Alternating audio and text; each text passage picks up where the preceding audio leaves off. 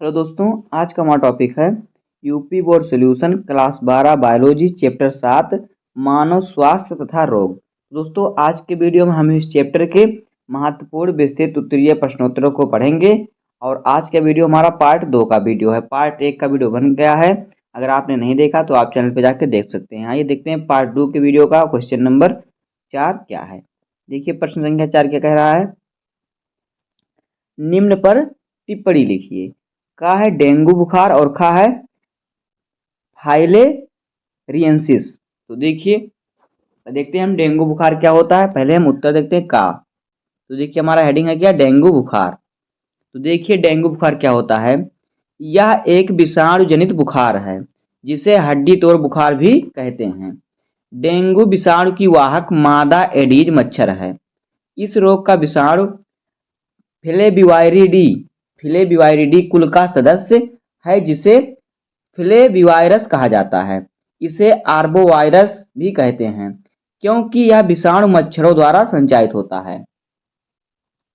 Dengue बुखार जो है ये विषाणु जनित बुखार यानी यह विषाणु द्वारा होता है और यह एक हड्डी तोड़ बुखार है। क्यों, इसमें क्या होता है, इसमें मादा एडिज मच्छर द्वारा यह रोग होता है।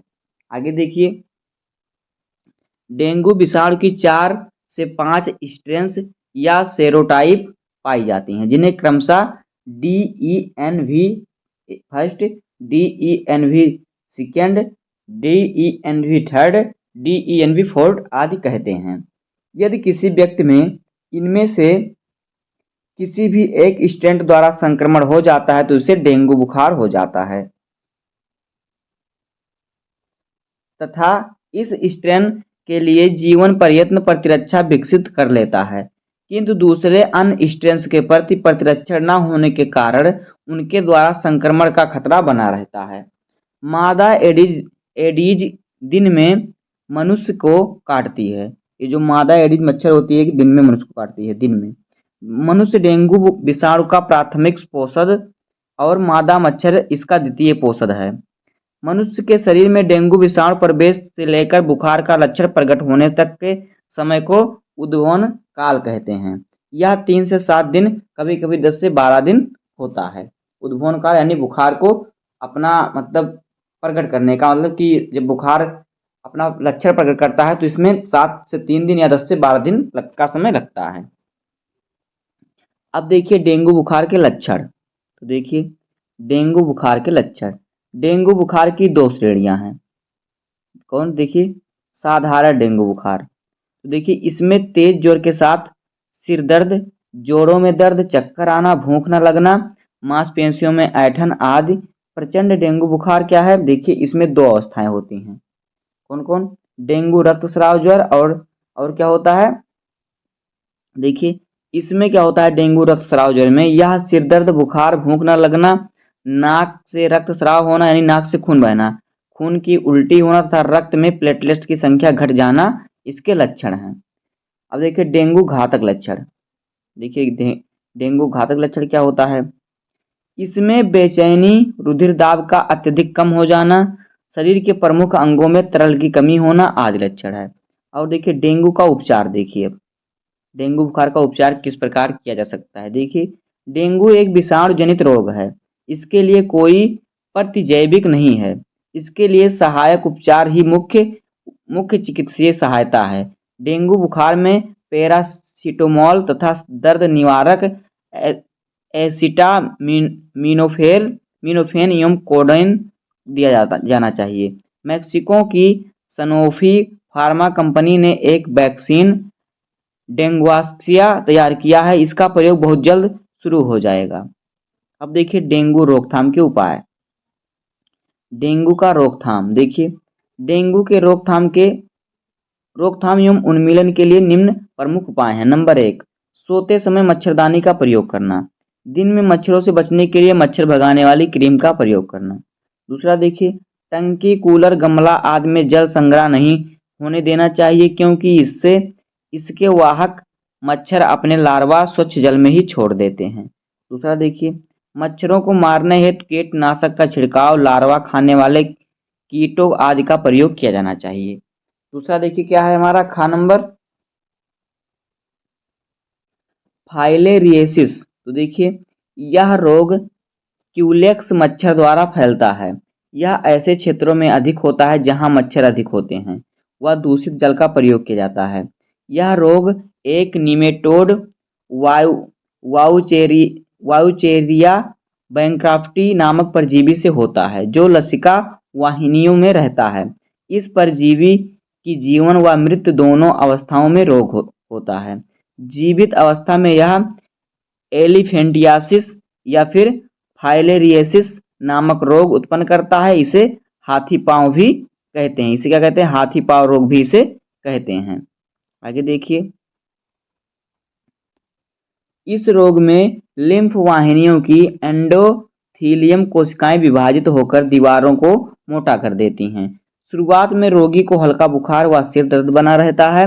लसिका नोड के ऊतक व अन्य अंगों जैसे यकृत, प्लीहा, अंडकोश, टांगों आदि में सूजन आने से इनका आकार जो होता है बढ़ जाता है। इन अंगों में सूजन आने व लसिका बहने से ट्यूमर बन जाते हैं। इस रोग की गंभीर अवस्था में टांग का आकार सूजकर बढ़ जाता है तथा इस अवस्था को हाथी पांव कहते हैं। इस रोग को संचरण क्यूलेक्स मच्छर द्वारा तीसरे चरण के लार्वा माइक्रोफाइलेरिया की अवस्था में होता है। एक प्रकार का फाइलेरिया रोग होता है। देखिए, क्यूलेक्स मच्छर द्वारा किसी मनुष्य को काटने पर लार के द्वारा माइक्रोफाइलेरिया लार्वा शरीर में प्रवेश कर जाता है। तत्पश्चात यह रक्त व लसिका वाहिनियों में पहुंचकर वयस्क में रोग का संचरण कर देता है। आगे देखिए, मादा क्यूलेक्स संक्रमित व्यक्ति के रुधिर से माइक्रोफाइलेरिया लार्वा को मुख्यतः रात के समय प्राप्त करती है, क्योंकि रात में यह लार्वा संक्रमित व्यक्ति की त्वचा के रुधिर वाहिनियों में आ जाते हैं। अब देखिए इसके रोकथाम के उपाय फाइलेरिया के। देखिए, इस रोग से बचाव के लिए मच्छर व उनके लार्वा को नष्ट कर देना चाहिए। मच्छर के काटने से बचना चाहिए। वयस्क कृमियों को मारने के लिए आर्सेनिक से निर्मित दवा MSZ का प्रयोग करना चाहिए। माइक्रोफाइलेरिया लार्वा को मारने के लिए डाइमिथाइल कार्बोमोनोजाइन नामक दवा प्रभावी है। दवा रहेगा, दवा प्रभावी है। संक्रामक लार्वा के लिए पैरामेलेमिनाइल फिनाइलस्टीबोनेट का प्रयोग किया जाता है। फाइलेरिया को पूर्ण रूप से समाप्त करने व फाइलेरियसिस रोग की सूचना प्राप्त करने हेतु सरकार ने राष्ट्रीय फाइलेरिया नियंत्रण कार्यक्रम नेशनल फाइलेरिया कंट्रोल प्रोग्राम्स चलाया है। तो इस प्रकार से होगा इसका उत्तर। आइए देखते हैं प्रश्न संख्या 5। देखिए प्रश्न संख्या 5 क्या है? बहुत ही इंपॉर्टेंट क्वेश्चन है जो बोर्ड एग्जाम में हर बार पूछा जाता है। तो देखिए, निम्नलिखित के सेवन होने वाले हानिकारक प्रभाव का वर्णन कीजिए या इनसे बचने के उपाय लिखिए। नंबर 1 अल्कोहल, जिसे शराब कहते हैं, और दूसरा है ड्रग यानी कि नशीली दवा, और तीसरा है तंबाकू। तंबाकू तो सब लोग जानते होंगे क्या है। देखिए नंबर 1 हमारा क्या है? अल्कोहल। तो देखिए अल्कोहल क्या है? अल्कोहल शराब का सेवन करने से शरीर पर निम्नलिखित प्रमुख दुष्प्रभाव होते हैं। नंबर 1 देखिए, शरीर के प्रभाव से तंत्रिका तंत्र विशेषकर केंद्रीय तंत्रिका तंत्र दुर्बल हो जाता है। किसके? शराब के प्रभाव से, दारू पीने से, अल्कोहल पीने से, जिससे आत्मनियंत्रण समाप्त होता है। मस्तिष्क कमजोर होना, संस्मरण शक्ति क्षीण होना, विचार शक्ति लुप्त होना, अच्छे बुरे का ज्ञान समाप्त होना, एकाग्रता की कमी होना आदि लक्षण उत्पन्न होते हैं। बाद में ऐसे व्यक्ति अपना आत्मसंयम तथा आत्मसम्मान खो देते हैं जो लोग दारू पीते हैं, शराब पीते हैं। दूसरा नंबर देखिए, शराब में अल्कोहल होता है जो कोशिकाओं से जल और शरीर की आंतरिक ग्रंथियों से होने वाले स्रावों को तेजी से अवशोषित करता है। परिणाम स्वरूप पहले तो यकृत सिकुड़ कर छोटा हो जाता है और इसके बाद उसका आकार सामान्य से अधिक हो जाता है, जिससे उसकी प्राकृतिक क्रियाशीलता नष्ट हो जाती है। पाचन तंत्र तथा श्वसन तंत्र में अनेक विकृतियां उत्पन्न हो जाती हैं।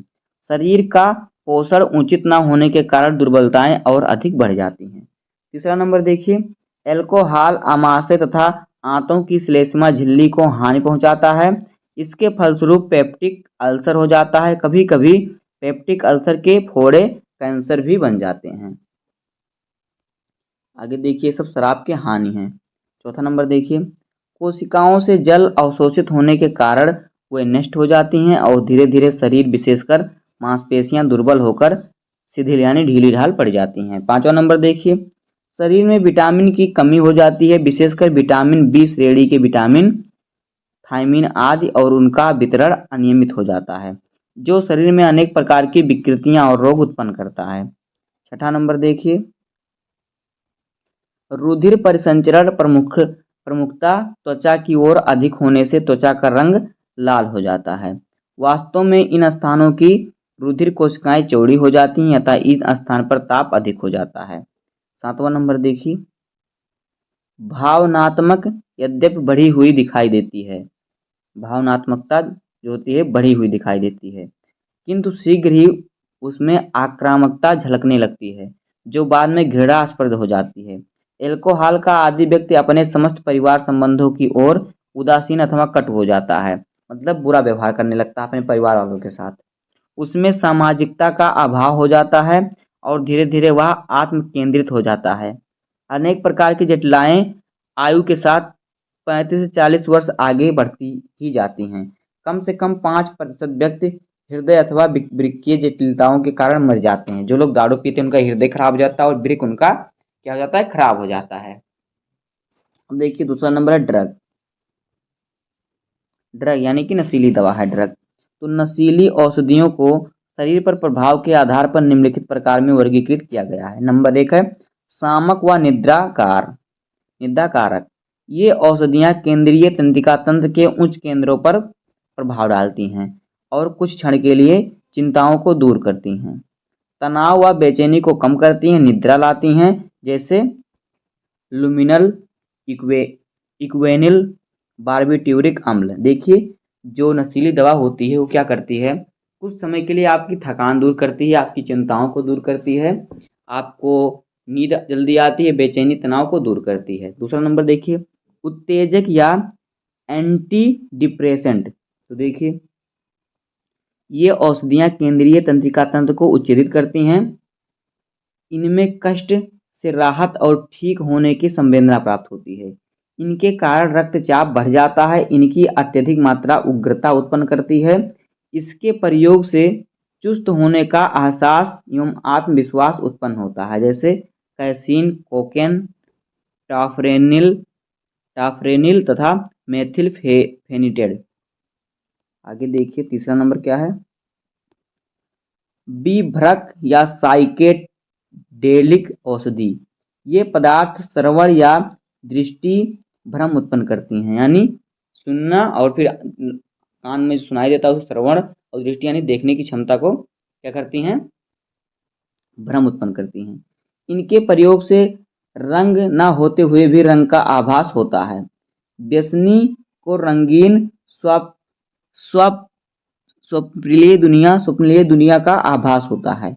इनके कारण प्रसन्नता का झूठा आभास होता है तथा समय, स्थान व दूरी का उचित सामंजस्य नहीं रहता। LSD, लाइसेर्जिक एसिड डाइएथिलेमाइड, LSD है जो, और फिर क्या है, सीलोसाइबिन, चरस, गांजा, हशीश आदि विभ्रमकारी पदार्थ हैं। देखिए, विभ्रमकारी पदार्थ का मतलब ऐसी नशीली दवाएं जिसे अगर खा लें या फिर पी लें तो इससे आपको बिना रंग का रंग दिखाई देगा जब आप देखेंगे, और फिर क्या होगा, झूठे का आभास होगा, प्रसन्नता का आभास, जो आप मन में सोच लेंगे आपके सामने लगेगा कि वही है। जैसे कि आप किसी पार्टी में सोच रहे हैं तो आपको लगेगा कि मैं पार्टी में हूँ, चाहे आप कहीं नाले में पड़े हुए हैं। तो इस प्रकार से इन दवाओं का असर होता है। चौथा नंबर देखिए, ओपिएट। ओपिएट नारकोटिक तथा दर्दनाशक दवाओं का एक वर्ग है, जिसमें अफीम तथा इसके स्राव से बने मार्फिन, हेरोइन, कोडीन, मीथाडोन, पैदिडीन आदि हैं। ये दर्द, चिंता तथा तनाव को कम करते हैं। इनसे निद्रा व सुस्ती आती है। व्यसनीय स्वयं को अच्छा महसूस करते हैं तथा इनमें से हेरोइन सबसे खतरनाक है। हेरोइन जो होता है ड्रग है, एक प्रकार का ड्रग होता है। मैंने भी देखा नहीं है लेकिन मूवी में ड्रग सुना है, देखा है। तो ओपिएट जो है ये भी एक प्रकार की दर्दनाशक दवा है। इसे जब कोई नशे की दवाई जब इसे कोई खा लेता है, पी लेता है, तो क्या होता है आपको दर्द, चिंता, आपको मतलब कोई दर्द नहीं रहेगी, चिंता आप सब भूल जाएँगे आप। बस आराम से अपनी मस्ती में खोए रहेंगे, शरीर सुस्त हो जाएगा, नींद आ जाएगी आपको, आप अच्छा महसूस करेंगे और ये सबसे खतरनाक होता है। अब देखिए अगला हमारा क्या है, तम्बाकू। तो देखिए तम्बाकू हमारा है, तम्बाकू। देखिए तम्बाकू का सेवन पान, बीड़ी, सिगरेट, सिगार, पाइप, पान मसाला आदि किसी भी रूप में किया जाए। जैसे कि देखते हैं आप आजकल गुटखों में भी तम्बाकू रहता है। इसके सेवन से अनेक दुष्प्रभाव होते हैं जो निम्नलिखित हैं। नंबर 1 देखिए तम्बाकू से कौन-कौन से दुष्प्रभाव होते हैं। तम्बाकू में निकोटीन नामक विष होता है जो फेफड़ों में एकत्रित होकर कैंसर, दमा, तपेदिक आदि भयानक रोगों को उत्पन्न होने में सहायता करता है। दूसरा नंबर देखिए, देखिए जो तम्बाकू होता है इसमें क्या निकोटीन नामक विष होता है। तो ये क्या करता है, ये फेफड़ों के लिए बहुत ही दुष्प्रभाव होता है, फेफड़ों के लिए बहुत ही खतरनाक होता है। इससे कैंसर बीमारी होता है, कैंसर होता है, दमा हो जाता है, तपेदिक आदि बीमारी उत्पन्न होती है। दूसरा नंबर देखिए, तम्बाकू के सेवन से तंबाकू के सेवन से रुधिर परिसंचरण की गति बढ़ जाती है, जिससे उच्च रक्तचाप, हृदय संबंधी अन्य रोग होने की संभावना होती है। देखिए तम्बाकू से क्या होता है, जो बीपी होता है वो बढ़ जाता है। तीसरा नंबर देखिए, धूम्रपान द्वारा तम्बाकू का सेवन अपने मार्ग, मुंह, गला, फेफड़े इत्यादि की श्लेष्मा कला पर हानिकारक प्रभाव डालता है। इससे कैंसर जैसा भयानक रोग होने की संभावना हो जाती है। देखिए तम्बाकू से क्या होता है, कैंसर हो जाए, जिस प्रकार से आप मुंह से खाते हैं, मुंह खाने वाले मार्ग से मुंह से, वहाँ पे क्या कैंसर हो सकता है। आप जब किसी तम्बाकू की थैली देखेंगे तो उस पर लिखा रहता है, मतलब कि इससे कैंसर होता है इसको खाने से। आगे देखिए चौथा नंबर, श्लेष्मा कला प्रभावित होकर अत्यधिक मात्रा में श्लेष्मक स्रावित करती है, जिससे खांसी, कफ और बाद में रोगाणुओं की रोकथाम की शक्ति कम होने से दमा, तपेदिक जैसे संक्रामक रोग शरीर में आसानी से घर कर लेते हैं। पांचवा नंबर देखिए, तम्बाकू के सेवन से पाचन शक्ति क्षीण हो जाती है, जो पाचन शक्ति होती है वो खत्म हो जाती है। आमाशय और आंतों में सूजन आना आना गैस अधिक बनना, कब्ज होना, भूख कम लगना, जी मितलाना, मुंह में छाले होना आदि रोग उत्पन्न होता है किससे, तम्बाकू से। छठा नंबर देखिए, तम्बाकू सेवन से मस्तिष्क में खुश्की आने से मस्तिष्क पर बुरा प्रभाव पड़ता है और अनिद्रा की स्थिति पैदा होती है। मानसिक शक्ति विशेषकर विचार करने की क्षमता में तथा तार्किकता क्षीण हो जाती है तम्बाकू खाने से। पाँच सातवां नंबर देखिए, धूम्रपान आदि मांसपेशियों की कार्य क्षमता पर विशेष प्रभाव डालता है। उनकी संकोचन शक्ति कम होने की शक्ति का कार्य क्षमता भी प्रभावित करता है। धूम्रपान यानी जो सिगरेट लोग पीते हैं इसमें भी तम्बाकू रहता है। धूम्रपान के द्वारा तंबाकू सेवन का प्रभाव आंखों पर भी क्या करता है, पड़ता है। इसका प्रभाव आंखों पर भी पड़ता है। जो लोग अधिक सिगरेट सिगरेट बीड़ी पीते हैं उनकी देखिए आंखों के नीचे काला काला पड़ जाता है। आठवां नंबर देखिए, गर्भवती स्त्रियों के लिए धूम्रपान करना विशेषकर हानिकारक होता है। इससे गर्भस्थ शिशु के स्वास्थ्य पर बुरा प्रभाव पड़ता है। कोई स्त्री गर्भवती है तो उसे सिगरेट, बीड़ी, ये सब गांजा ये सब नहीं पीना चाहिए। इससे जो भ्रूण होता है पेट में उसकी स्वास्थ्य पर बुरा प्रभाव पड़ता है। नौवां देखिए, प्रौढ़ावस्था में धूम्रपान का प्रभाव धीमा होता है, किंतु यौनावस्था में यह अति तीव्र गति से प्रभावित करता है। 10वां नंबर देखिए, धूम्रपान विशेष रूप से प्रदूषणकारी है। कहते हैं कि धूम्रपान करने वाले व्यक्ति से अधिक उसका पड़ोसी प्रभावित होता है। देखिए जो धूम्रपान है ये क्या है, बहुत ही प्रदूषणकारी, इससे बहुत ही प्रदूषण होता है। और अगर धूम्रपान कोई खा रहा है, आपके बगल में बैठ में कर रहा है, कोई सिगरेट, गांजा, दारू पी रहा है, तो उससे ज़्यादा जो उसके धुएँ निकलेंगे वो आपको प्रभावित करेंगे, आपको अधिक बीमार करेंगे। इसलिए जब कोई सिगरेट पी रहा हो, कुछ तम्बाकू बना रहा हो तो उसके पास मत बैठना। अगला नंबर देखिए, धूम्रपान तथा अन्य प्रकार से तम्बाकू सेवन तंत्रिका तंत्र पर बुरा प्रभाव डालता है। 12वां नंबर देखिए, धूम्रपान एवं तंबाकू के सेवन से अनेक हानियां होती हैं, इसलिए विश्व के सभी उन्नत देशों में इसका सेवन न करने की निरंतर चेतावनी दी जाती है। सिगरेट और तंबाकू के प्रत्येक पैकेट पर इस प्रकार की चेतावनी, वैधानिक चेतावनी अनिवार्य रूप में लिखी जाती है। अगला देखिए 13वां नंबर, भारत में वर्तमान समय में तंबाकू तथा तंबाकू से बनी सभी वस्तुओं के सार्वजनिक विज्ञापन पर पूर्णतया रोक लगी हुई है। अब देखिए रोकथाम तथा नियंत्रण तंबाकू से। यौनावस्था में मानव को नशीले पदार्थ व अल्कोहल के सेवन से रोका जा सकता है, जिसमें ऐसे मानव को नशीला पदार्थ ले रहे हैं उन्हें उचित शिक्षा व परामर्श देकर तथा योग्य मनोवैज्ञानिक की सहायता लेकर नशीले पदार्थ एवं अल्कोहल की अति प्रयोग की रोकथाम व नियंत्रण किया जा सकता है। किससे? मनोवैज्ञानिक जो हैं, साइकोलॉजी जो पढ़े हुए हैं, साइकोलॉजी जो हैं, साइकोलॉजिस्ट हैं जो, उनसे परामर्श लेकर, मतलब उनसे बातचीत कर कर किस प्रकार से हम इनका जो आपके घर में कोई है दारू पी रहा है, नशीले पदार्थ खा रहा है, उसका मतलब किस प्रकार से छुड़ाएं उनका ये सब गलत काम, दारू और फिर तम्बाकू सिगरेट। तो इस प्रकार से दोस्तों इस क्वेश्चन का आंसर हो जाएगा। उम्मीद है कि आपको वीडियो पसंद आया होगा। अगर आपको वीडियो पसंद आया हो तो वीडियो को लाइक कर दीजिएगा, चैनल पर नए हैं तो सब्सक्राइब कर दीजिए। मिलते हैं किसी नेक्स्ट वीडियो में, तब तक के लिए धन्यवाद। जय हिंद।